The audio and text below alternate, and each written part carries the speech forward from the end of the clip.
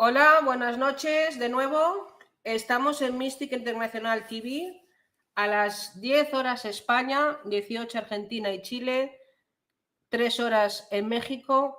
Y bueno, estamos haciendo muchísimos programas. Sabéis que hemos hablado del fin de los tiempos. Estamos buscando todos los caminos que nos lleven una muestra de información. Y hoy vamos a hablar de algo muy importante que en Mystic ya llevamos tiempo anunciando, y es un rayo de esperanza o la verdad para nosotros, y es la segunda venida de Jesús. Y tenemos a Luis González, escritor, historiador, yo ya le digo, que nos viene a hablar de eso. Buenas noches, Luis, Dani, buenas noches. ¿Qué tal? Buenas noches, ¿cómo estáis? Bueno, que sabemos que has escrito 2 libros, ¿verdad? ¿Nos los muestras? Sí. Bueno, aquí está, La casilla de la muerte y ¿Quién guarda al rey? Hablando de los templarios y de los cátaros. Algo que va a estar va a volver toda su doctrina, que la Iglesia lo consideraba herético. Vamos a ver que va a volver de nuevo con esta nueva era que estamos inaugurando en este momento. Notición, nueva era. Luis ya habla como nosotros, nueva era. Hay que ser muy optimistas porque se están abriendo una serie de puertas y afortunadamente se está cerrando toda... Bueno, la oscuridad ha perdido ya la batalla porque hemos entrado en una era completamente nueva y se ha acabado un ciclo que está haciendo que todo se caiga al suelo. Todo lo que hemos conocido hasta ahora se está destruyendo poco a poco. Es verdad que todo lo que es destrucción es caos y todo caos genera inseguridad, lógicamente a todos nos da una zozobra, ¿no? Bueno, ¿qué va a pasar? Que esto se acaba. Bueno, pues tenemos que ser conscientes que lo que se acaba es un ciclo kármico que ha habido en la Tierra, y ese ciclo viene ya desde hace muchos años, viene desde hace casi 12.000 años, que fue cuando se destruyó la Atlántida. Se destruye la Atlántida y hay un diluvio y vamos a cerrar ese ciclo en este momento. Entonces, tenemos que ser conscientes de que vamos hacia una era en la cual va a imperar la luz y que poco a poco la oscuridad la luz va a ir entrando en todos los rincones, en todos los sitios, en todos los lugares, y ya este mundo poco a poco va a ir declinando y perdiendo toda su fuerza. Bueno, ya estamos viendo, ¿no?, que todo se cae por los suelos, ya no sabemos a qué atenernos. Bueno, pero es que es inevitable pasar por este trance, vamos a decirlo así. Tenemos que pasar por este trance. Que conocéis a Luis, y ya poco a poco lo vamos a conociendo y más que lo iremos conociendo, él se basa en hechos y viene a traernos pruebas de lo que está diciendo. Bueno, vamos a ver. Y eso es lo fantástico, ¿no, Dani? Que es lo que a ti te gusta, ¿no? Claro, no sí, efectivamente. Es que la has canalizado y no me fío, pero es que aquí Luis nos trae fotos, imágenes, historia, porque además yo le llamo historiador porque para escribir un libro de las características de Luis tienes que hacer una serie de investigaciones, leer papeles, visitar iglesias, documentos. El primer libro me llevó 7 años de investigaciones. Imagínate.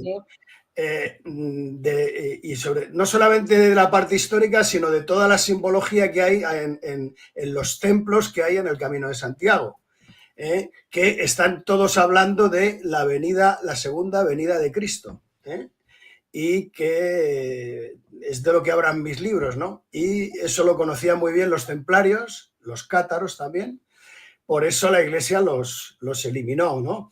Tenemos que irnos un poco atrás, sobre todo... Pero es que has oído lo que ha dicho Dani, nos viene el karma desde la Atlántida. Yo he puesto la foto esta de la Atlántida, que claro. me ha dicho de la Atlántida. ¿Tú lo sabías esto, que nos viene el karma desde la Atlántida? Bueno, pues con razón me duele tanto la espalda. ¿Por qué manda Dios el diluvio? Porque los hombres serán malos.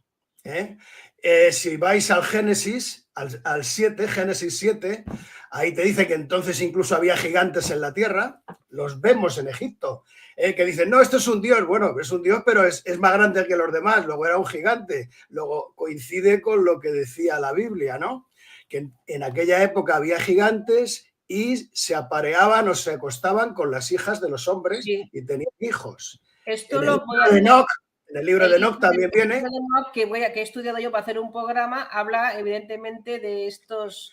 Pero es que habla el Génesis 7 lo dice claramente. Entonces dice que el Señor mandó un castigo a la tierra porque esto era un desastre y entonces, ¿quién quedó? Bueno, pues quedó a los que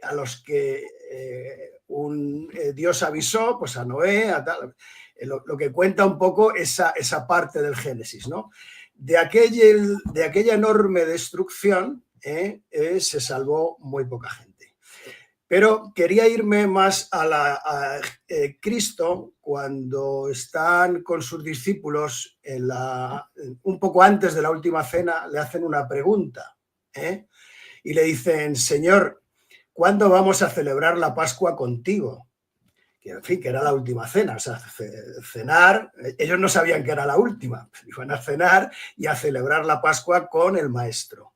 Y el maestro les dice algo que es una profecía y dice, ¿dónde la vamos a celebrar y cuándo? Y dice, pues ir a la ciudad, Jerusalén, y encontraréis un hombre con un cántaro. Ese hombre os llevará a donde vamos a celebrar esa Pascua, juntos. Ese hombre del cántaro, eso era imposible. En Jerusalén, encontrar a un hombre con un cántaro yendo a por agua era imposible en aquella época. ¿Por qué? Porque solamente iban las mujeres y los niños. Eso no era un trabajo de hombres. Entonces, encontrar a un hombre con un cántaro por la calle que venía de la fuente, ya te digo que era poco menos que imposible. ¿Qué ocurre? Que esto realmente es una profecía. ¿Cuál es la profecía? Celebraremos juntos esa Pascua, estaremos juntos, cuando llegue la era de Acuario, que este es el aguador. El aguador es un aguador que ese agua no es agua de manantial, es agua viva. Es un agua, digamos que es un agua divina. De hecho, este aguador, el aguador de la era Acuario, es Ganímedes. Ganímedes lo rapta Zeus para que sea quien les lleve el agua a los dioses. Ese agua que se repartía no era un agua normal. Entonces, Cristo les está diciendo, estaremos juntos cuando llegue, o sea, cuando encontréis al aguador. El aguador, la era de Acuario, acaba de entrar justamente en este equinoccio de primavera, ¿no?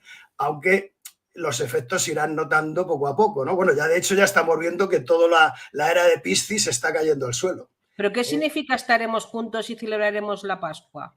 Pues estaremos juntos, claro, bueno, pues eso es lo que tenemos que definir. Es decir, ¿quién es? Volveré. Claro, volveré, estaremos juntos.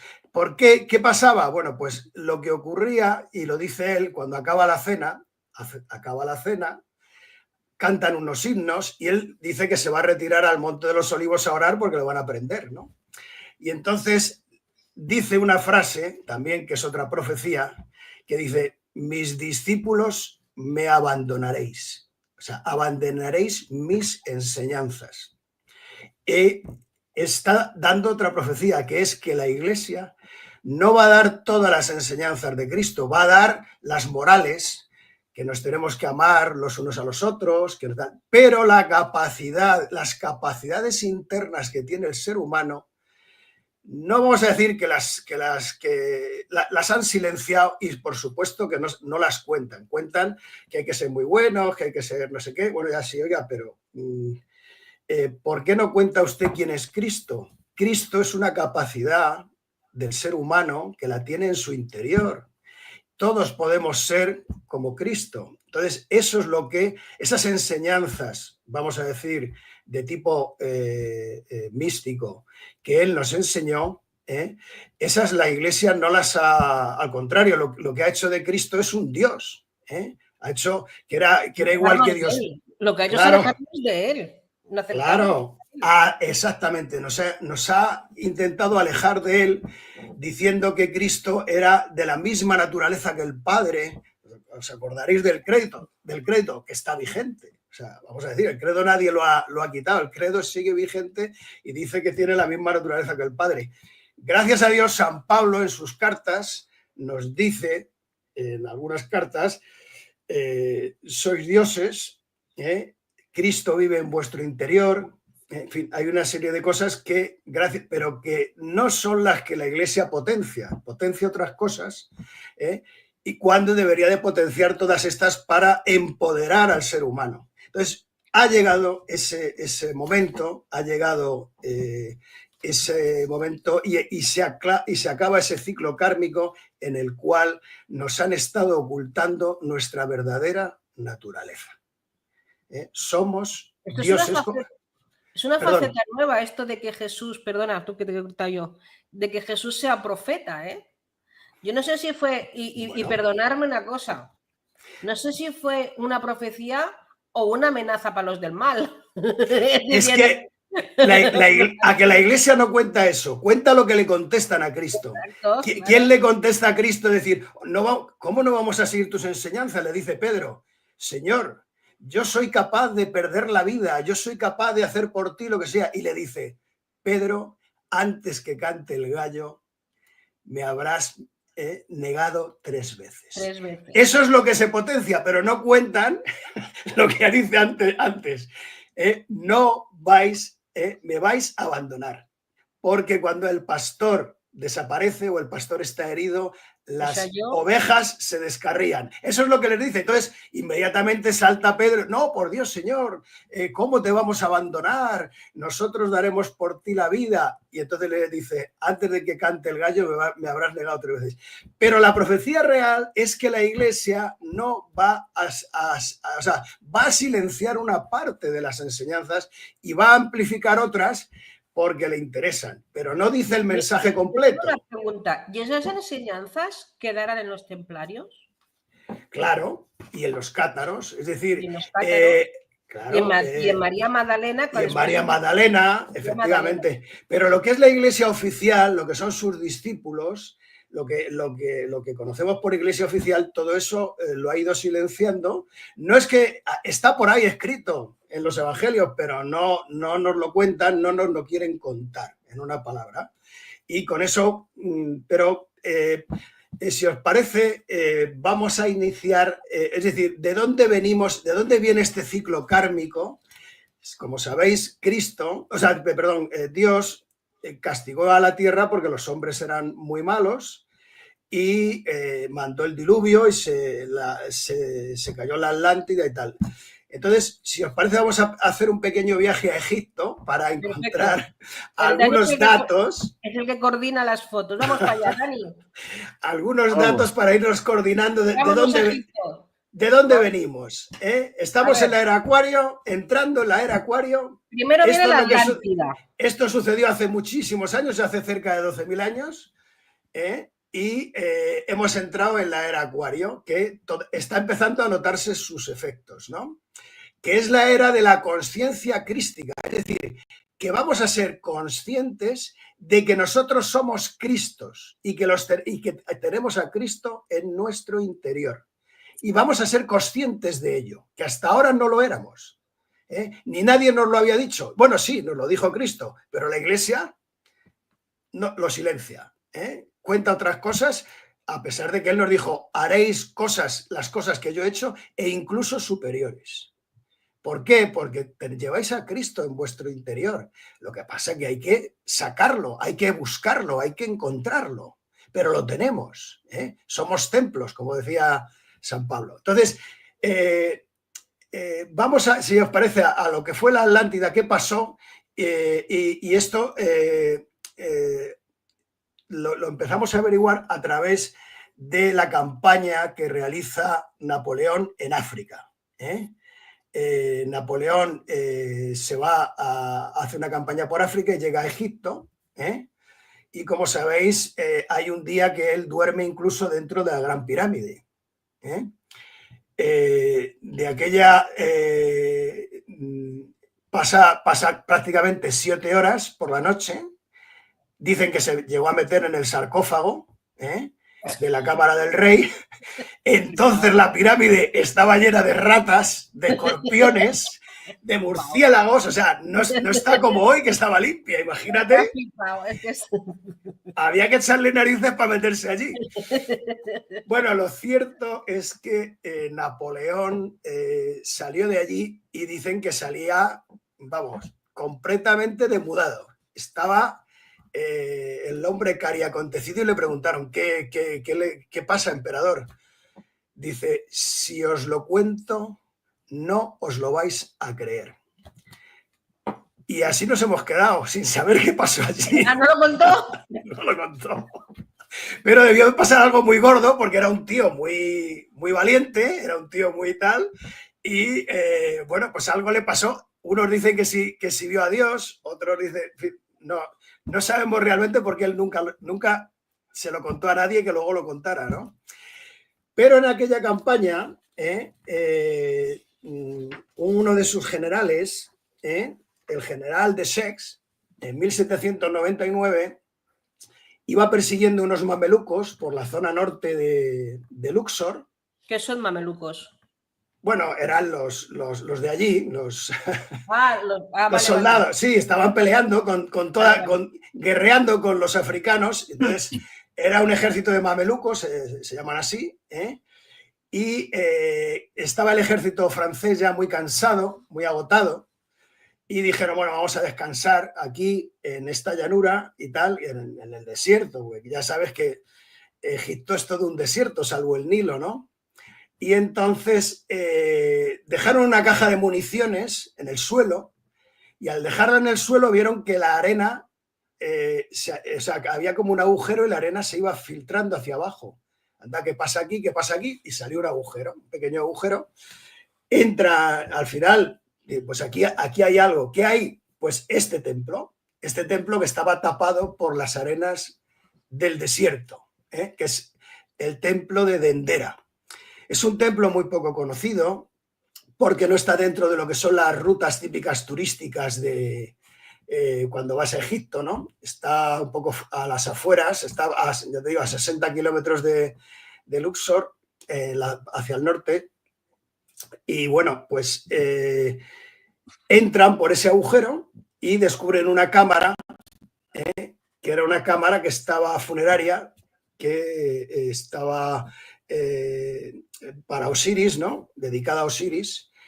Pero en esa cámara había un enorme zodíaco en el techo de esa capilla, ¿no?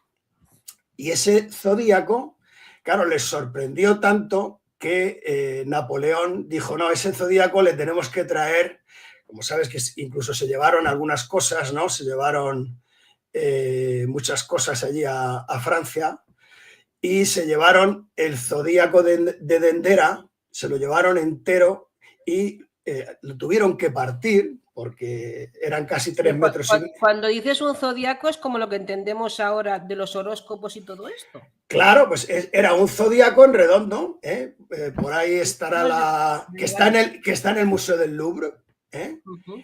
Entonces lo empezaron a estudiar los científicos. A partir de 1820-21, que llegó a París, lo empezaron a estudiar y se dieron cuenta, bueno, ellos nos decían, porque había algunas cosas dirigidas a los emperadores romanos, a Calígula, a tal, y decía, bueno, pues este horóscopo, o sea, este zodíaco, ¿no? Este zodíaco de Dendera debe de ser relativamente moderno, porque si sale Calígula y salen algunos emperadores romanos, no tiene muchos años. Pero claro, lo fueron estudiando más en profundidad y llegaron a la conclusión los astrónomos que había cosas de hacía muchísimo tiempo. Por ejemplo, ¿veis ahí un león en el medio, subido en una barca? No. No lo veis. Bueno, Hombre, subido en una barca y es que sí. ¿No puedes bueno, ampliar la algo. foto, Dani? A ver, porque yo no veo No, ningún... o vete a la siguiente, que está en dibujo. ¿Eh? ¿Veis Ah, ahí vale, un ok. león subido en una barca? Ah, sí, aquí a mano derecha abajo, Sí, encima de mí, sí, sí, sí, en sí, una barca claro. Sí, verde. sí, ahora sí. Sí. Ahora sí, Eso ahora es. sí. Bien. Bueno, pues entonces bueno, empezaron a estudiarlo hasta que los astrónomos dijeron, esto tiene 12.000 años. Guau. A lo mejor no es el original, cuidado, porque habla de Calígula y tal, pero se habrán hecho copias de este zodíaco, se habrán incorporado algunos datos de la época, pero el cielo que figura aquí es el cielo de hace 12.000 años.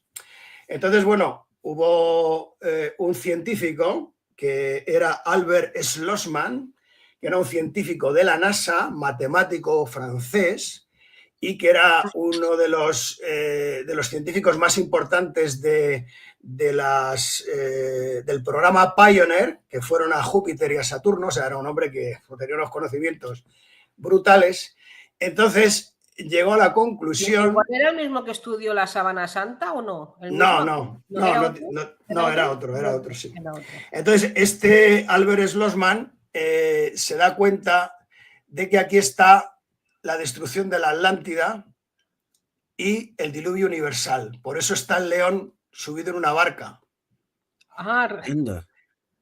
Subido en Qué una bueno. barca. Es el arca de Noé. Es el arca de Noé, claro. Pero lo que dice es que estábamos en la era de Leo, y que además está justamente en el equinoccio de marzo, ahí puesto. Entonces él, después de muchos estudios matemáticos, llega a la conclusión de que incluso da una fecha exacta de la destrucción de la Atlántida del diluvio universal, que es el 27 de julio del año 9792 antes de Cristo. O sea, que estamos hablando de los 2000 años de Cristo más otros casi 10.000 para atrás. Sí, unos 12.000, sí, sí. Unos 12.000 años. Entonces, estos hombres... Ahora, si puedes irte al original, vamos a ver el original. Eso es. Cuando rompieron, esto lo rompieron. Entonces ahora en el templo, que luego se ha investigado y se ha averiguado de que este templo se reconstruyó 6 veces, o sea, que este templo tiene 12.000 años y se ha reconstruido 6 veces en esos 12.000 años. Lo que hay ahora mismo en el techo es una copia de esto, como de metal, metálica, y la piedra está, como veis, la tuvieron que partir, ¿la veis? ¿Veis el trozo que partieron ahí con una sierra?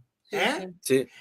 Pero rompieron los jeroglíficos. Es decir, se llevaron todo lo que era el zodíaco, pero rompieron los jeroglíficos. Y como veis, abajo a la derecha, veis ahí unas cosas, ¿no?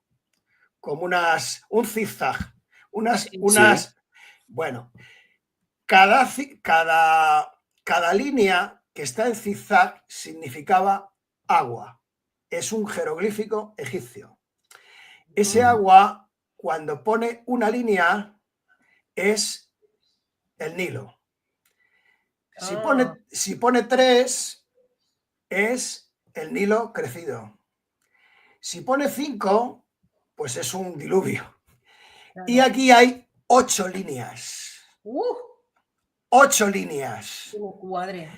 Entonces, como veis, esto se ha roto, pero quedan las 8 líneas ahí abajo al final. Que se ven. Y esas 8 líneas rodeaban a todo. Es decir, que lo que estaban, es mensaje que nos transmitieron en el templo de Dendera, es que en este momento justo se destruye la Atlántida y se produce el diluvio universal. Y esta gente, por lo que fuera, va a Egipto. Esta es la pieza que nos faltaba. Perdona mi ignorancia, es que, sí. A ver, o sea, esto corrobora de que existió la Atlántida, para empezar. y que hubo un diluvio universal. Y hubo un diluvio universal. O sea, es que esto es flipante. Es flipante, o sea, que es que no es un Perdona, cuento. esto está diciendo No es que un la Atlántida cuento. existió porque está escrito que existió, no es un cuento de Claro, hechiceros. claro. Eso Ya. es. Entonces, ojo al dato. Es verdad que Cristo también habla de Noé y del diluvio en algún pasaje de los evangelios, ¿eh? Habla de cuando Noé, tal. O sea, que Cristo lo tomaba como una cosa cierta. Ojito al dato. O sea, pero para nosotros nos parecía que esto era algo que, bueno, un cuento que nos han contado, pero esto no ha pasado nunca. Sí. ¿Cómo saben que se refiere a la Atlántida? O sea, porque entiendo que el diluvio La simbolizado señal. por el león. Sí, porque ¿Cuál es habla la de señal de la Atlántida? Bueno, porque ahora lo vais a ver que vamos a ir a otra parte del templo donde se ve cómo salen en barcos. Ok. Y que se ve a la diosa Nut, que es la diosa del cielo, que es la diosa, digamos, la más grande de Egipto, que curiosamente no está ni llena de estrellas, está llena de rayas, se le ve alguna estrellita, pero está toda, o sea, imagínate cómo estaba el cielo, estaba todo encapotado, todo lleno de agua, el cielo también, y se ve cómo salen todos en barcas. Hay, no sé, montones de barcas que se ven. ¿La buscamos esa foto o no? Sí, yo creo que está a continuación de esta. Aquí está, ¿veis? Esta es la reina Nut, que es la diosa del cielo, y esta diosa del cielo, pero ¿veis a todos en barcas? ¿Cómo van por ahí? Sí. Huyendo con las barcas. Entonces, lo que dicen los jeroglíficos es que se ha producido una destrucción y que han huido todos. Y veis cómo la diosa, que siempre está con su cuerpo lleno de estrellas, esta es la madre de Osiris y la madre de Isis, pero sin embargo el cielo está también lleno de agua, ¿lo veis? Lleno de agua. Sí. Todas las rayas que tiene y se ven estrellitas de vez en cuando, pero debía estar todo lleno de nubes. Y entonces se produce, no sé, se caería el continente, supongo que eso provocaría unas enormes nubes y esas enormes nubes estuvieron descargando pues no sé cuantísimos días. ¿Y esto representa la Atlántida? Sí. Y estos son los que fundan Egipto. Estos tienen mucha influencia egipcia. Claro, estos son los que fundan Egipto. Claro, lo que se ha dicho que atlantes que fueron a Egipto. Esta es digamos, la pieza perdida, que el otro día en otro programa creo que lo hablábamos, incluso lo preguntaba creo que era una chica, dijo, pero entonces estos son los atlantes. Bueno, aquí tienes la prueba. Y estos heredaron la tecnología, los de Egipto, heredaron la tecnología de la Atlántida. Por eso hay cosas que nos alucinan. Pero es que es importante el detalle de que yo soy una de ellos, que muchos hemos tenido, que recordamos las vidas pasadas, ¿te acuerdas que yo lo expliqué? En el que huía de la Atlántida con barcas. Aquí las tienes. Sí, es que además, ¿te acuerdas que lo he explicado? Y he hablado con muchas personas que recuerdan las vidas pasadas. Y el diluvio. La esmeralda que cubre la Atlántida y que huyen en barcas. Y el diluvio lo tienes en que tienes el agua en el cielo. Es decir, debía de estar el cielo negro, o sea, porque no se ven las estrellas. Esta mujer, o sea, la diosa Nut, es que no te he mandado ninguna foto, pero la diosa Nut, la podéis buscar, es una mujer con su cuerpo arqueado que hace como la bóveda celeste y está toda llena de estrellas. ¿La pones? Sí, yo creo que del otro día tenemos alguna. No te la he mandado, pero para que se vea cómo es la diosa Nut. Y esto representa que ella los estaba guiando. No, que estaba el cielo lleno de agua también. Pero o sea, no solamente se había destruido todo, sino que el cielo, como ves, también tenía agua. ¿No ves las rayas de su cuerpo? Es como si ellos estuvieran buceando. Y que iba a caer la mundial. O sea, iba a caer porque del cielo no se veía nada, solo se veía agua.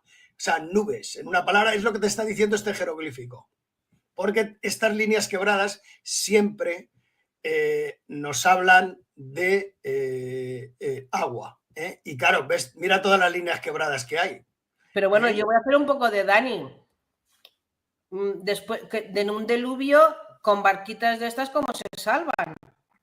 Cuando yo te explicaba que el otro día iban con barquitos que descubrieron América, pues aquí lo tienes, porque hay una protección o algo en la cual se están salvando. Porque hay algunas tribus que este hombre Albert Schlossman estudió y estuvo en África. Hay algunas tribus que todavía en su memoria, en la memoria de la tribu, fíjate que no tienen nada escrito ni nada, ellos dicen que era una tierra que estaba al lado de Fernando Po, de la isla de Fernando Po. Entonces, ¿Dónde está eso, Luis? En África, en lo que es el Cuerno de África. Esa parte que le falta a África, o que aparentemente le falta a África, que toda esa parte tiene muy poca profundidad. Es muy curioso, porque esa parte es muy poco profunda. Igual que en las Islas Canarias son profundísimas, más abajo, de hecho, no se podía navegar hasta que descubrieron que había que alejarse de la costa. Es y los portugueses no podían navegar por esa zona porque se varaban los barcos y pensaban que es que había monstruos y había cosas. Y nada. Lo que pasaba es que esa zona tiene tan poca profundidad que a veces incluso los barcos se embarrancaban en esa zona de África. Es que el otro día hicimos un programa que yo no sabía por qué me lo hicieron. Déjalo un momento, Dani, ese dibujo. ¿Ves? Esta es la diosa Nut, con su cuerpo estrellado, y esta es la bóveda celeste. Entonces, ¿qué pasaba? Que el sol se metía por su boca durante la noche y solo se veían las estrellas y luego volvía a salir por la mañana. Exacto.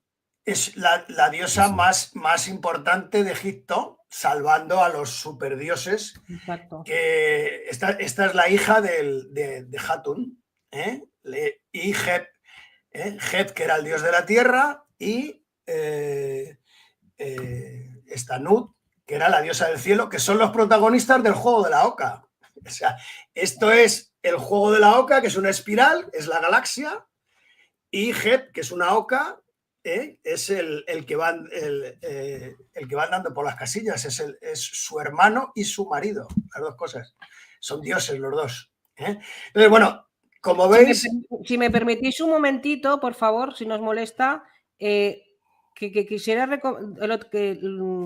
esto es muy importante porque ahora me ha venido un flash en el cual hemos hecho un vídeo, Luis, sí. No sabía por qué, donde dice que Colón no descubre América, y yo le digo a Dani, acuérdate, entre 8.000 y 9.000 y pico años antes de Cristo, unas tribus en canoas descubren también América.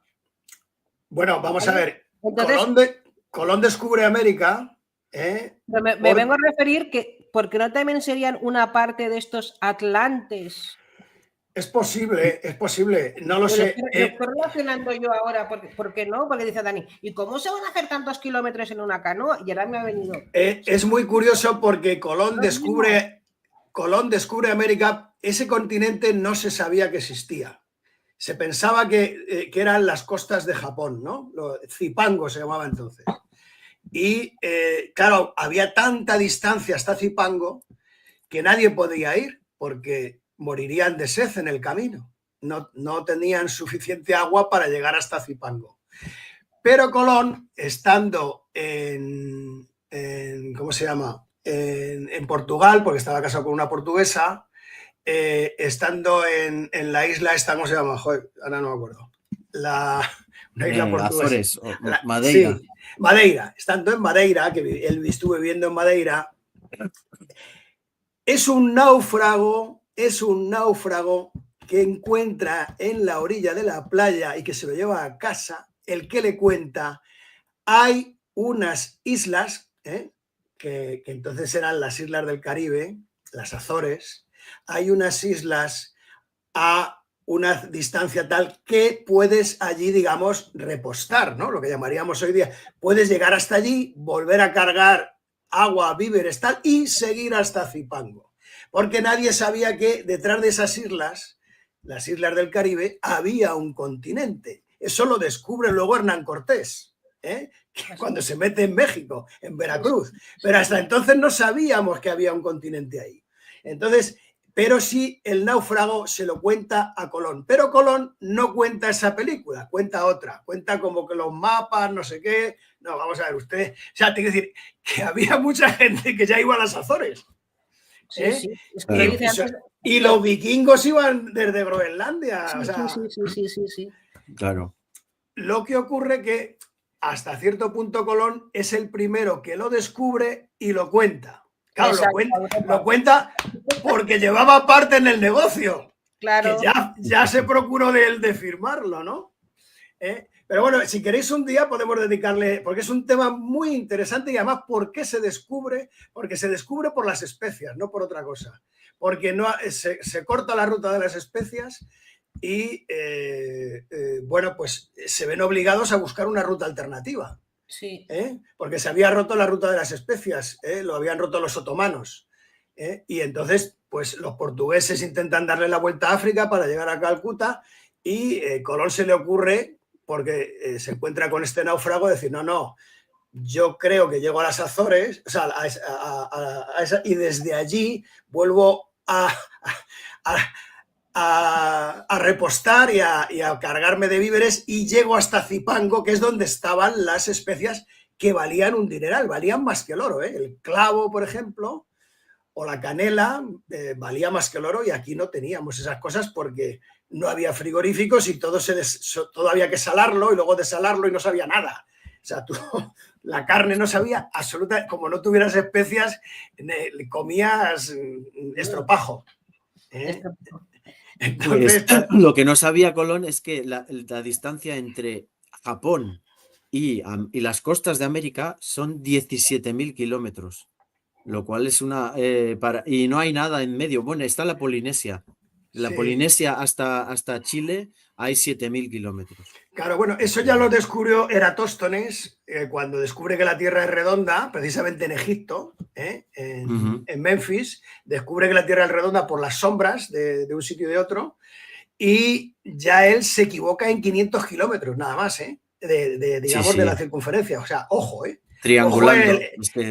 Ojo el amigo, o sea, para descubrirse en aquella época. Con las herramientas tan precarias que tendría. Sí, con un palo y una sombra. O sea, calcula. Y ahora se van al espacio con tecnología punta y dicen que es plana. Bueno, claro. Bueno, entonces vamos a seguir. Como veis, aquí está, digamos, el eslabón perdido del diluvio y de la Atlántida y la demostración palpable de que aquello debió de ser realidad. Tiene una base cierta y verídica. Entonces, en este mismo templo tenemos lo que unos creen ver como la prueba de la electricidad, de lo que se llaman las bombillas de Dendera. Y como veis, tenemos aquí, pues cualquiera que lo vea así a simple vista dice, vaya, una bombilla, ¿no? Estos tíos tenían luz eléctrica, ¿no? Eran unos fenómenos. Lo que pasa es que luego si uno lo mira con atención y lee sobre todo los jeroglíficos que estaban abajo, pues te das cuenta de que al menos esto probablemente tenía luz eléctrica porque arriba, en lo que es la terraza del templo, se han descubierto unos metales adosados al suelo de la terraza, que se piensa que ahí había unas planchas de metal que podían producir electricidad. Estamos hablando del templo de Dendera. ¿De 12.000 años antes de Cristo? Correcto, sí, correcto. Esto está además en la cripta, porque el templo se ha rehecho varias veces, pero esta parte probablemente que está en el sótano, en los sótanos del templo, yo creo que esto no se ha tocado. Entonces, como veis, a priori parece una bombilla, ¿no? Vemos aquí lo que podría ser el cristal, un filamento, un casquillo que es una flor de loto, el filamento es una serpiente, esto podría ser una flor de loto cuando se cierra, pero a la flor de loto le sigue el tallo, que podría ser un cable, que llega a donde está un señor que parece que podría ser una batería, ¿no? O sea, Sí. tenemos todos los elementos. Sí, parece una bombilla, desde luego. Eso es. Entonces, y además no es la única, hay varias. Concretamente hay dos, una al lado de la otra, ¿ves? Aquí la tienes. Esto está en la otra pared, pero es mucho más detallada esta pared. ¿Ves? Aquí pasa lo mismo. Tenemos la serpiente, tenemos la flor de loto, tenemos el cable y tenemos la batería. ¿Vale? ¿Y esto tiene rayas? ¿No sería como un transformador? Ahí le has dado, ahí le has dado. Porque tú eres muy detallista y te has dado cuenta de cosas que empiezan ya a la versión ya no ser tan... Claro, la versión ya no es tan fiable. Entonces, si podemos pasar al anterior, Dani, si no te importa. Aquí también está el transformador. Lo que vemos, es decir, ¿qué vemos? Una flor de loto de la que sale una serpiente, ¿no? Esto es lo que vemos. Y unos señores que el chakra corona, ¿veis que el chakra corona les pega contra la flor de loto como que les saliese energía del chakra corona? Es verdad. Sí. Es verdad. Luego ya estamos hablando de otras cosas. Ya no es una bombilla, ¿no? Claro, la luz. La flor de loto no es otra cosa más que el chakra del coxis. Y esta es la serpiente junto con la otra que viene por el otro lado, Ida y Pingala, las serpientes del Kundalini, que están de otra manera, con otra, digamos, dibujadas de otra forma o representadas de otra forma, pero está representando, como muy bien dice el jeroglífico, y esto que veis aquí, esta especie de columna con unos brazos que levanta la serpiente, esto es la columna vertebral de Osiris, que levanta la serpiente ¿hasta dónde? Pues hasta arriba de la columna. Es por donde sube el Kundalini, claro. Subiendo la energía que tenemos en nuestro interior para buscar al Cristo interior.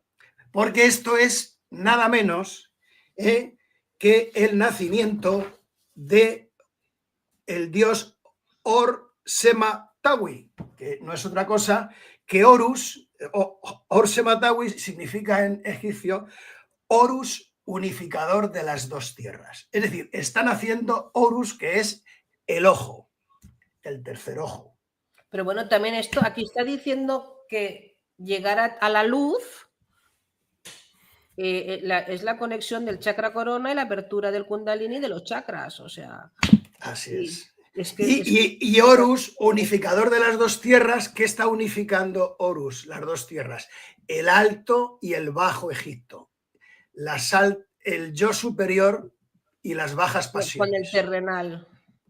La parte terrenal con la parte masculina y la parte femenina, el yin y el yang. Así es, y el cielo y la tierra, todo uno. Representado de otra manera, representado de otra forma, a su forma y manera, pues como los hindúes lo han representado de esa forma y como luego veremos en Santiago de Compostela, que luego viajaremos a Santiago de Compostela para ver qué es el pórtico de la gloria y qué representa todo eso que nos dicen que es el fin del mundo, la iglesia, pero que es totalmente mentira lo que cuentas. Perdona, Luis. Dani, hay una pregunta de Damián. Sí. Que tiene que ver con los... Sí. ¿Podrían haber relacionado minerales con animales refiriéndose a nombres de la época? Ostras, pues no sé exactamente qué... No entiendo muy bien la pregunta. A ver. Minerales con animales. Bueno, por ejemplo, minerales, por ejemplo, el dios Anubis o... Espera, animales. Bueno. El escarabajo es un mineral.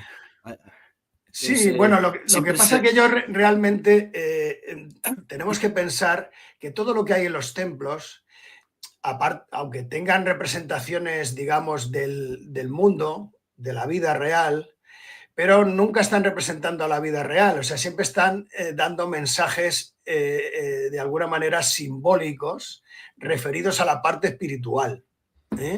No podemos encontrar aquí, o sea, en un templo no vas a encontrar, pues eso, una lámpara. Lo normal es que no esté en un templo, porque es una cosa cotidiana. No, aquí están hablando de otras cosas, de cosas muy serias para ellos, ¿no? Porque ellos, toda esa parte de la trascendencia del ser era muy importante. Entonces están hablando precisamente de eso. Entonces tenemos Claro, siempre que pensar que está dirigido a explicarnos cosas que están más allá de la razón, claro, de una manera que no es fácil de explicar, porque cualquier cosa que pertenece al mundo del espíritu, con nuestro lenguaje y con nuestra mente limitada, no es fácil de darle una explicación. Es que yo me imagino, y vosotros que estáis escuchando, en aquella época dicen, solo sabemos escribir los faraones o los eruditos. Para llegar al pueblo que no sabe escribir, lo tendremos que hacer con dibujos.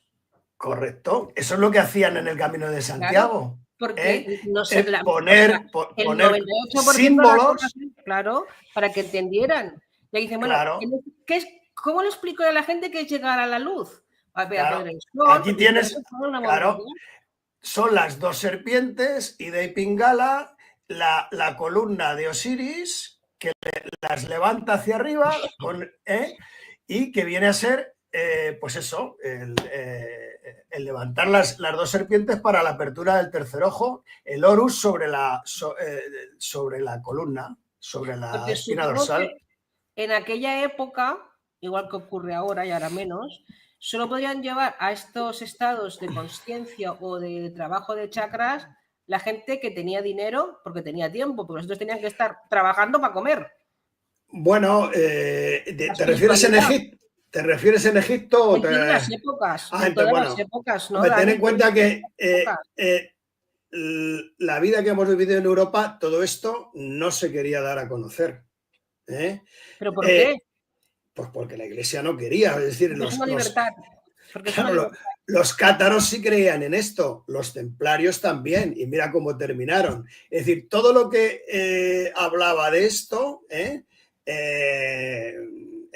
generalmente era eliminado o era suprimido. Pecado, es lo que hablábamos antes con Walter, decías que la religión en vez de acercarte a Dios te está alejando. Bueno, pues es lo que dice Cristo, me vais a abandonar. Y entonces le contesta a Pedro.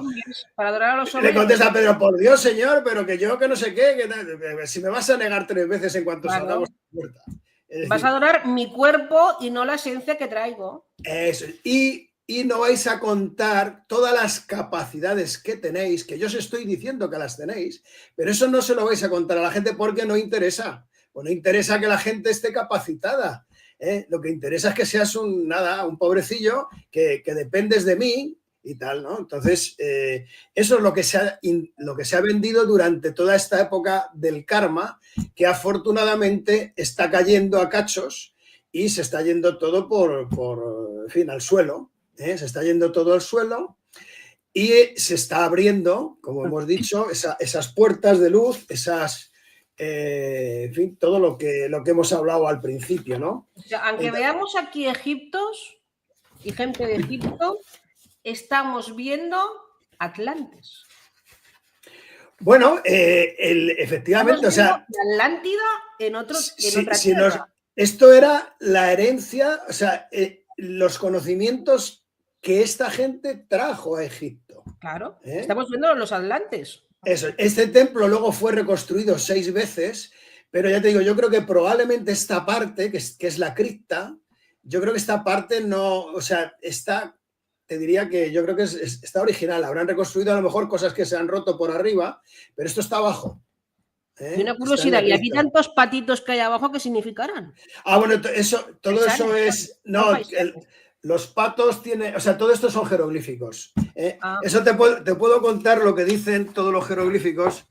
Dice... Vamos a ver.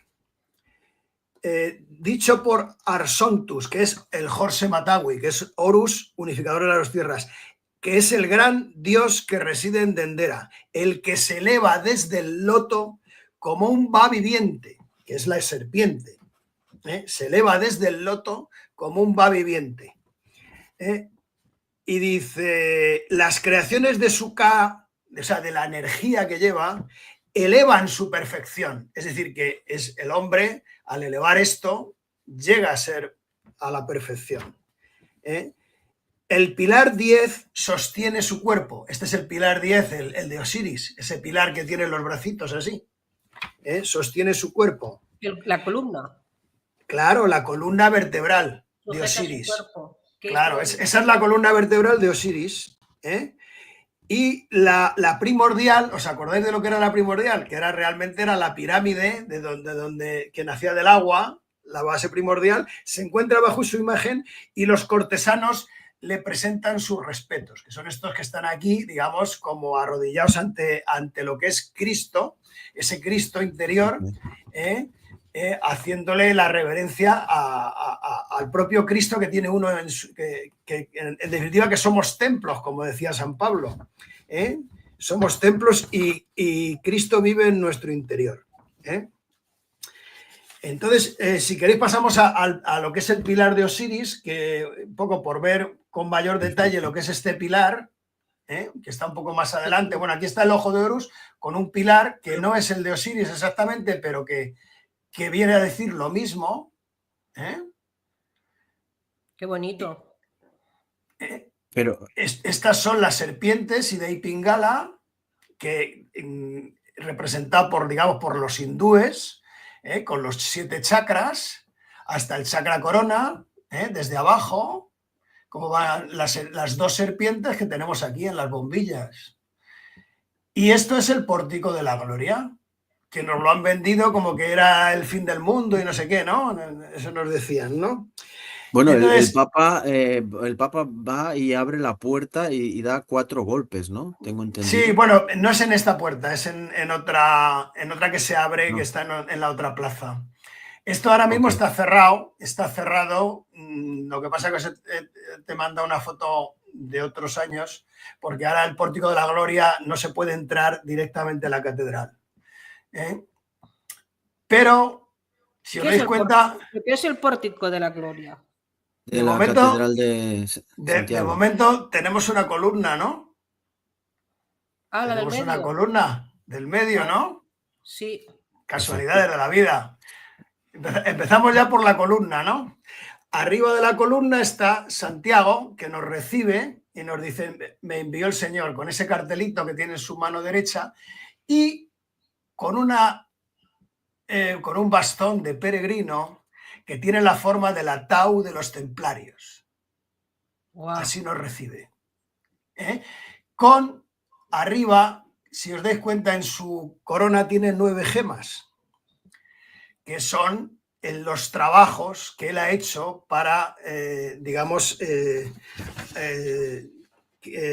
obtener y cincelar esas gemas en su alma. Es el trabajo interior, simboliza el trabajo interior del ser humano. ¿Podría referirse a los chakras? Sí, bueno, ahí son 9, tienen 9 gemas. Porque todo está bajo, en la Catedral de Santiago todo está bajo el número 9, igual que el juego de la oca. Es que en realidad no son 7 chakras y aquí faltan 2. Bueno, exactamente. El blanco y el negro, por lo tanto son 9 chakras. Correcto, sí, así es. Entonces, bueno, pues efectivamente, ¿qué se intenta en el Camino de Santiago? Pues es peregrinar. ¿Hacia dónde? Hacia el sol. Estamos siempre peregrinando hacia donde va el sol, ¿no? Hacia poniente. Sol poniente, sí. Eso es. Y el sol siempre nos espera en el horizonte, en Occidente, ¿no? Lo que decían los egipcios, la eternidad, el descanso eterno o el finisterre, ¿no? Que entonces era el fin de la tierra, Finisterre. Y arriba, ¿qué vemos? Pues arriba vemos a Cristo. Es decir, el hombre que ha activado a través de su columna vertebral las Ida y Pingala, ha logrado atraer a Cristo, que es el que viene, que está arriba. No viene a juzgarnos, viene crucificado con sus clavos y está enseñando con las palmas de las manos que él mismo se ha crucificado, o sea, ha muerto y ha resucitado porque ha matado a su ego. Ha matado Ha matado a su ego, que es lo que tenemos que hacer todos, matar al ego para que el Cristo nazca. El Cristo está ya en el interior. Le tenemos que dejar salir. O sea, ¿Cómo le dejamos salir? ¿La crucifixión es la muerte del ego? Claro. ¡Wow! Es la casilla de la muerte del juego de la oca. Si la superas, ganas el juego. Si no la superas, te mandan para atrás a empezar. Es un juego de los templarios, pero que tiene un simbolismo. Todo Vuelves a reencarnar. Exactamente. Tienes que volver a reencarnar porque no has superado. No lo has superado. Solo el que atraviesa la casilla 58, 5 y 8, 13, el número de la muerte, y llega a la casilla final, que es el paraíso, ya no reencarna si no quiere, aunque siempre hay la obligación de hacerlo para ayudar a los demás, porque todos tenemos que salir de aquí, de este mundo de ilusión. Y tenemos de alguna manera la obligación de volver, aunque no lo necesitemos. Por eso hay muchos seres ya muy evolucionados que vuelven para ayudar, porque tenemos todos que acabar saltando esta barrera. Ahora va a ser más fácil, porque se ha eliminado este mundo kármico, digamos, este episodio de tantos años kármico, y ya se cierra una etapa. Y afortunadamente ahora se van a abrir muchas puertas de luz, que todo esto va a ser más fácil, y además la gente va a ser consciente. Por eso dice que la era Acuario es la era de la conciencia crística, que somos conscientes de que somos Cristos. Tendremos que ir eliminando esa parte que nos separa de Cristo, que está en nuestro interior. Entonces, mira, si pasas, vamos a pasar. Bueno, ¿ves? Esta es la columna que la están levantando. Osiris está levantando junto a Isis la columna para ponerla derecha, para poder basar sobre esa columna todo su trabajo interior, que va hacia arriba. Perdonad que os diga una cosa, que yo acabo de caer ahora, que aquí en la mano derecha, donde se ven aquí como portales y en mitad, ¿nos están representando portales dimensionales? Bueno, puede ser, sí. Un chakra es un portal, el segundo chakra es otro portal. Es que nunca había caído yo portales de la iglesia, pórticos de la iglesia. Claro, no, todo es alquimia. Wow. Todo lo que hay en esta iglesia, concreta, bueno, y en otras muchas del Camino de Santiago, todo es alquimia. Y está hecho bajo el número 9. Toda la Catedral de Santiago es el número 9. Hay 9, 1, 2, 3, 4, 5, 6, 7, 8, 9. Bueno, esta 10, pero está pintada ahí, 9. 9 en el techo. Sí. Bueno, pues si puedes pasar... Aquí cada uno se fija en cosas raras. No, pero es que si queréis un día hacemos una de la Catedral de Santiago, porque hay para pasarse un rato. Bueno, esta es la columna de Osiris. Pásalas a ver si puedes pasar. Esta es la base de la columna. La columna de Jesé, que se llama. Jesé era el padre del rey David. Como sabéis, Cristo viene del rey David. Y esto es un poco como la columna de Osiris. ¿Qué simbolizan estos leones? El león es el fuego y la fuerza interior que está abajo de la columna y que hay que subirla hacia arriba. Por eso están estos leones con esas bocas. ¿Y qué tenemos que hacer? Si quieres, pasa a la siguiente foto. Matar a todo este mundo interior, aplastarlo.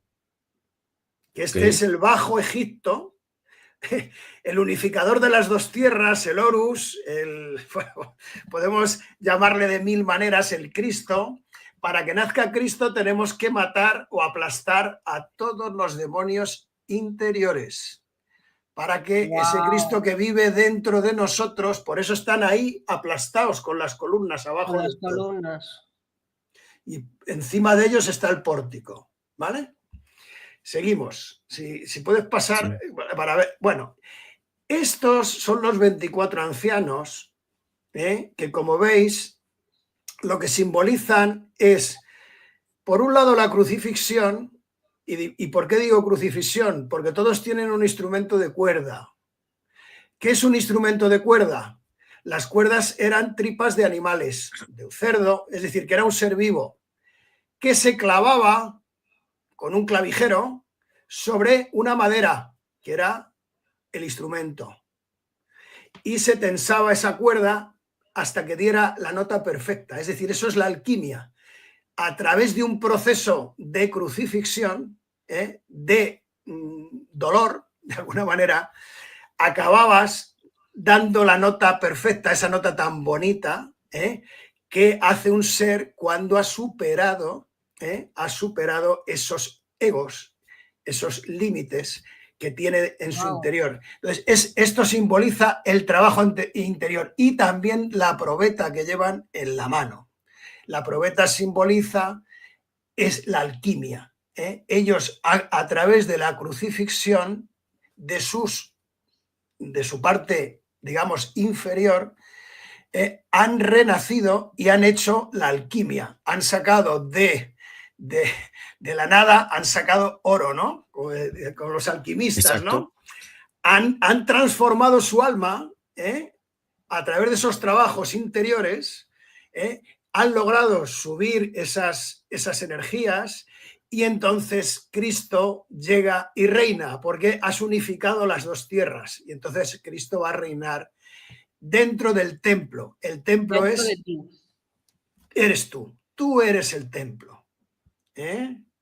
Entonces esa es la era Acuario. La era Acuario nos dice, llega la conciencia crística, vais a ser conscientes de que sois algo, o sea, no sois unos seres limitados, tenéis unas capacidades como un dios, somos dioses. Exacto. Como decía Platón, sois dioses, pero lo habéis olvidado. Decía Platón. San Pablo también, me parece que te manda alguna frase de San Pablo, que bueno, que la hemos repetido varias veces, en el sentido de que somos templos y el Espíritu de Dios vive dentro de nosotros. Entonces, la segunda venida de Cristo, como muy bien dijo él con el famoso hombre del cántaro, nos vamos a ver cuando llegue el hombre del cántaro y seremos conscientes. Entonces, se abre una etapa muy bonita para la humanidad, en el sentido de que, primero, va a haber muchísima unión entre las personas, no como ahora, que es la era del individualismo. Vamos hacia una era verdaderamente de hermandad, vamos hacia una era de prosperidad, de que todo será más fácil, poco a poco, o sea, acabamos de entrar, poco a poco, porque está cayendo todo lo anterior y esto es un caos. Pero vamos a ir, ¿ves? Este es efectivamente la frase de San Pablo, ¿no sabéis que sois templo de Dios y que el Espíritu de Dios mora en vosotros? Pero esto, que tenía que ser casi la primera premisa de la Iglesia, intentar contarle al ser humano las capacidades que tiene, esto sin embargo se silencia. Y está era liberarlo y era tener un poder que no querían que tuviéramos. Que nos tenemos que amar los unos a los otros, hombre, por supuesto.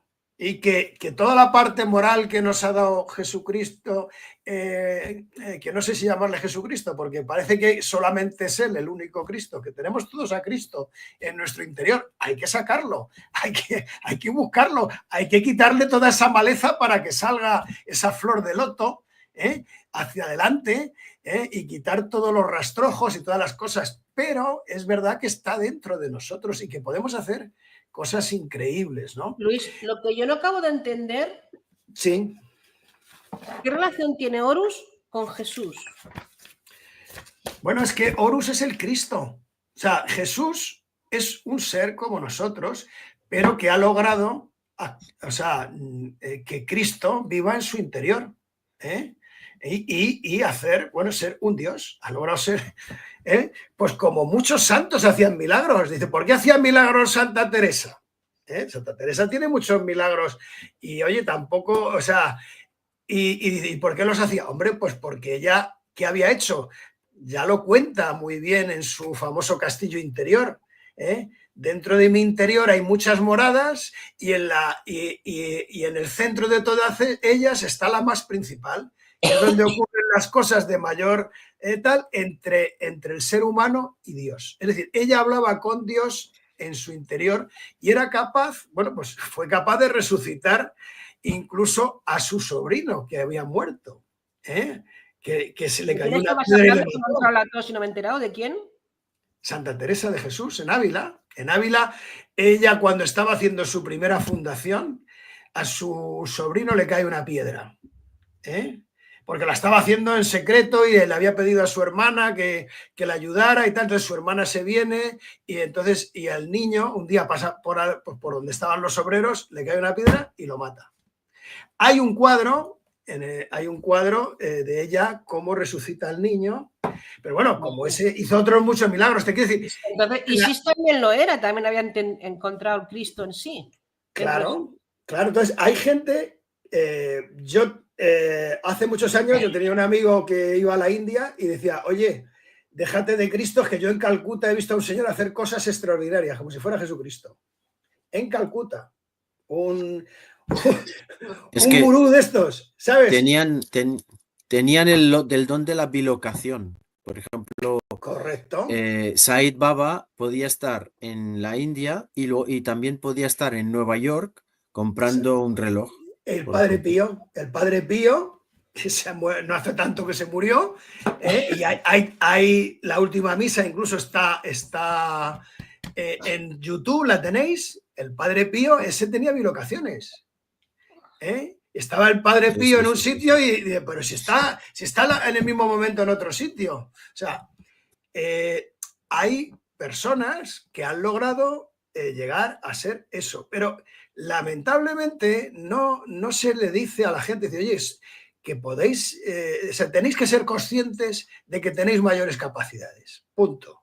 Y eso es lo que yo creo que es el mensaje que ahora nos toca. Precioso. Sí. Cristo es un estado de conciencia, una elevación del ser. Exacto. Y que es una capacidad que es una chispa que vive en nuestro interior, que la tenemos que aflorar. Tenemos que quitarle todas esas cosas para que él aflore. Y por eso, fíjate lo que dice San Pablo en Gálatas. Dice, he sido crucificado con Cristo. Él no había muerto, ni le habían crucificado todavía en Roma, que sabéis que le crucificaron cabeza abajo. Sí. Pero él, antes de morir, dice, he sido crucificado con Cristo. ¿Por qué dice eso? Porque ha hecho lo de los ancianos. Se ha crucificado. Así mismo, perdiendo el ego. Perdiendo el ego. Dice, y ya no vivo yo, sino que Cristo vive en mí. ¿Por qué? Porque estaba dentro y lo único que ha hecho es dejarle que aflore. O sea, entendió el mensaje perfectamente. Pero si tú te preguntas, dices, oye, ¿cómo ha escrito esto a los Gálatas si él no estaba muerto ni le había crucificado a nadie? La Iglesia nos ha llevado a adorar al cuerpo de Jesús, a adorarlo. O sea, a Jesús con barba y ojos y a adorarlo, ¿no? Mira, o sea, tú fíjate hasta dónde llega el punto, y ahora voy a meterme en el Islam.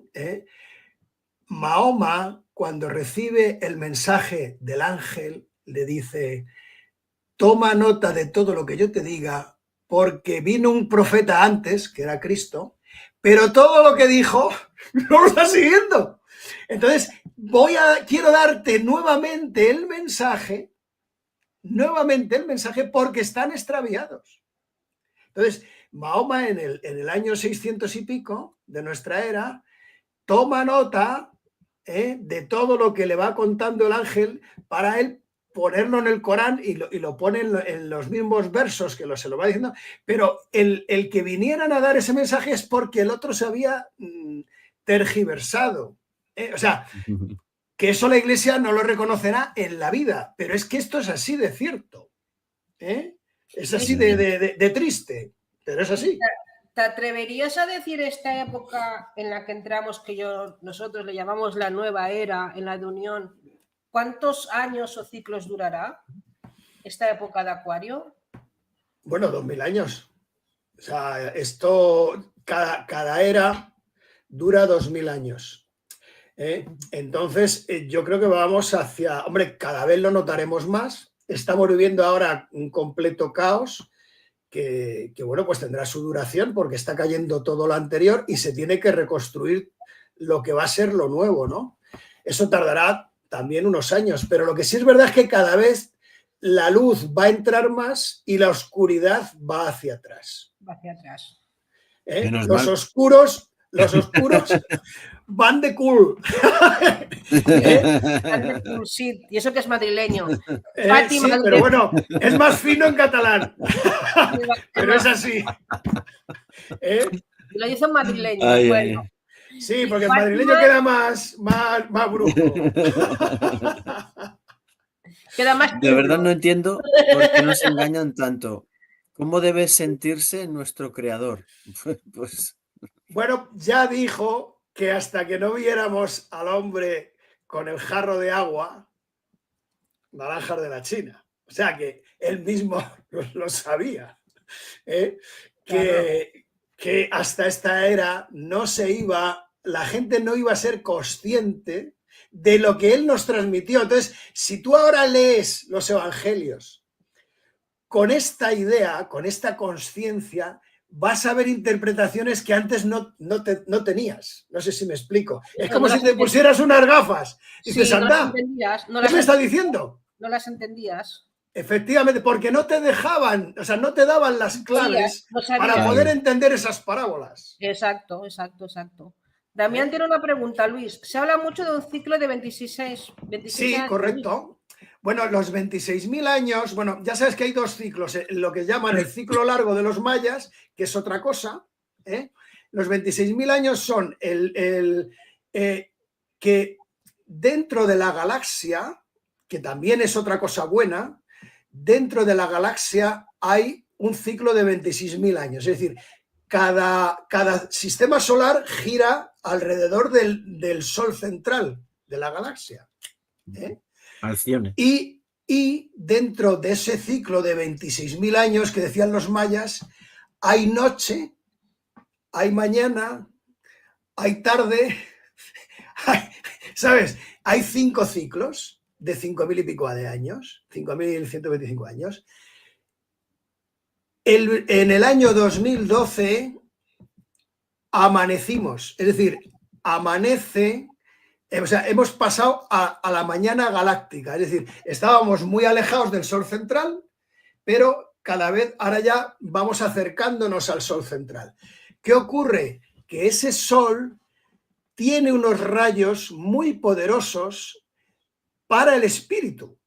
Es decir, ese Sol tiene tal fuerza, es tan grande, y tiene unos rayos tan transformadores que esa es una de los, además de lo de la era Acuario, eso va a transformar, en parte, los mayas decían que durante casi 15 o 20 años iban a estar como entre el Sol central y nuestro Sol, se van a ir con una especie de rayos, se van a ir alineando el uno con el otro porque y cada vez se van acercando más, porque hemos vivido toda la noche galáctica y ahora vamos a ir hacia el día, nos estamos ahora acercando hacia el Sol central. Ese es uno de los ciclos de 26.000 años. Y hay otro ciclo que es la Tierra tiene varios movimientos, ¿os acordáis?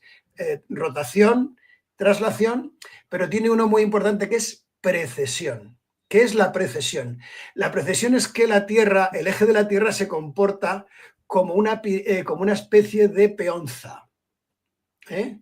Entonces la Tierra no gira sobre su eje, pero gira como cuando una peonza la tocas un poco y se queda así como cabezona.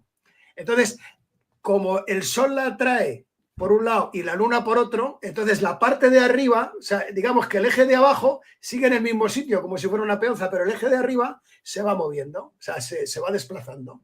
Y ese desplazamiento dura 26.000 años también. Entonces, ¿qué ocurre? ¿Qué se mide? Ese eje a donde apunta el día del equinoccio de primavera es en la era en la que nos encontramos. Por eso, antes de ayer, el eje de la Tierra, de la parte norte, digamos, apuntaba y apunta a la constelación de Acuario. Por eso estamos en la era de Acuario. La parte de arriba. Sí, digamos, si lo podéis mirar si queréis en Google, buscar movimiento de precesión. Entonces se llama precesión porque ahí el zodíaco va para atrás. Es decir, igual que todos los signos van para adelante, hemos estado en Piscis y en vez de ir ahora a Aries, que es lo que tocaría, regresamos a Acuario. Porque el movimiento se llama precesión porque se va siempre al que precede. Al que precede. Qué interesante. Pues, entonces, estamos en Acuario porque hemos ido hacia atrás. Vamos hacia atrás en ese movimiento que es como una peonza, como si tú una peonza que rueda así, la tocas un poquito y empieza a hacer... Pero gira sobre su eje, pero cabecea arriba. Entonces, ese cabeceo va señalando o va apuntando a determinadas constelaciones. A la constelación que apunta el día de equinoccio de primavera, o sea, el 21 de marzo, o sea, antes de ayer, a la constelación que apunta, esa es en la era en la que estamos. Y eso va a tardar 2000 años en pasar a la siguiente. Y porque dura 26.000. Y realmente no hay 12 signos, sino que hay 13. Que eso también lo dice. Sí.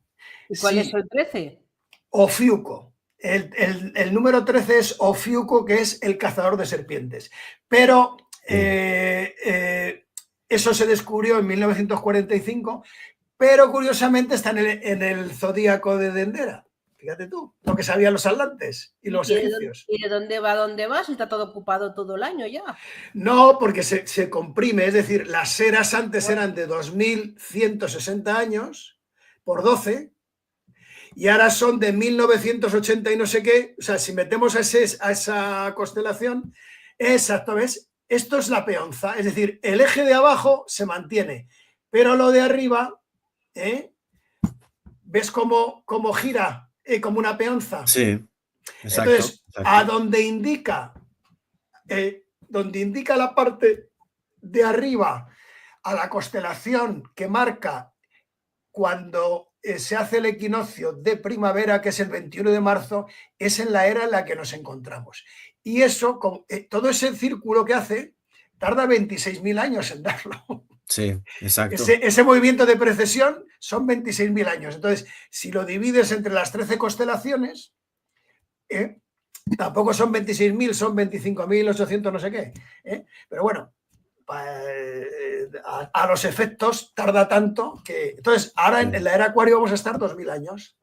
Y además nos estamos acercando al Sol central de la galaxia, que también hay un ciclo de 26.000 años.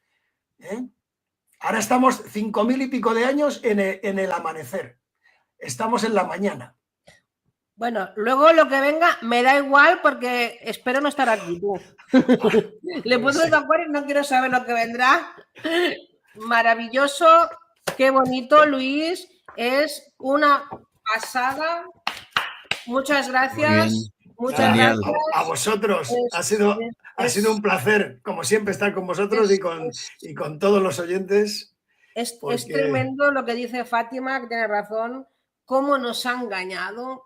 Cómo nos duele que nos hayan engañado, de verdad. Sí, señor.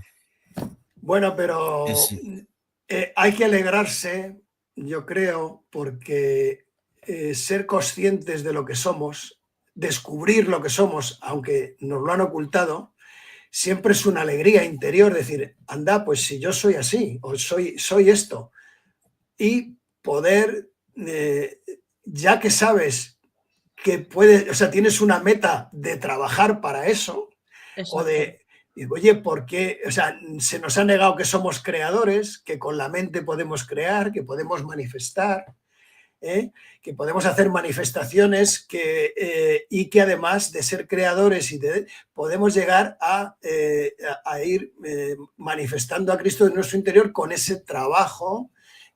Totalmente. Y yo creo que todo eso lo tenemos que hacer juntos, que esto yo creo que es el mensaje de esta etapa.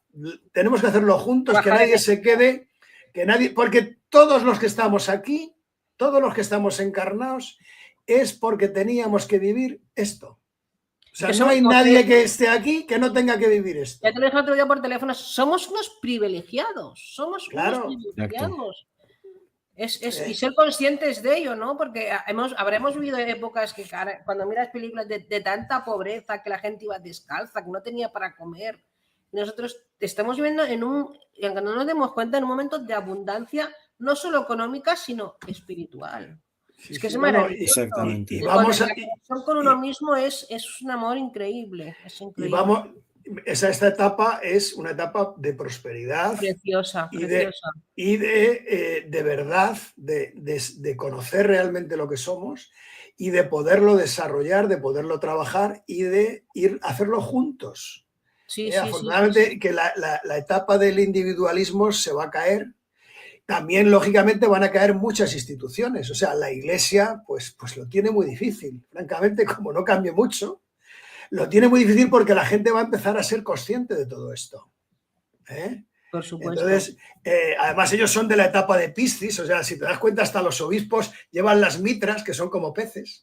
O sea, todo es un símbolo pisciano, claro, que está, todo lo pisciano está cayendo al suelo. O sea, se está agotando, se está destruyendo.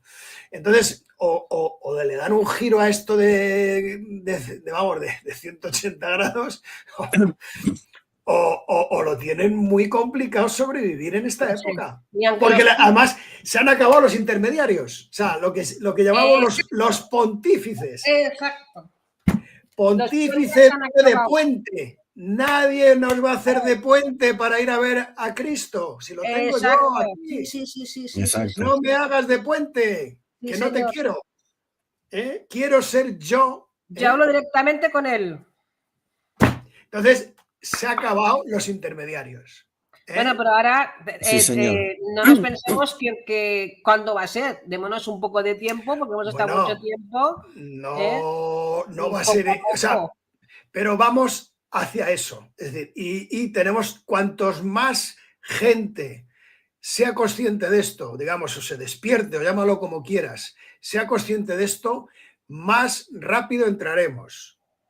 Más, o sea, con más fuerza, porque los otros o sea, están agotados. O sea, no, la batalla la tienen perdida porque van en contra de lo que es la organización del universo. O sea, que van contra todo. Entonces, en su etapa ya han estado viviendo 12.000 años del cuento y de la mentira.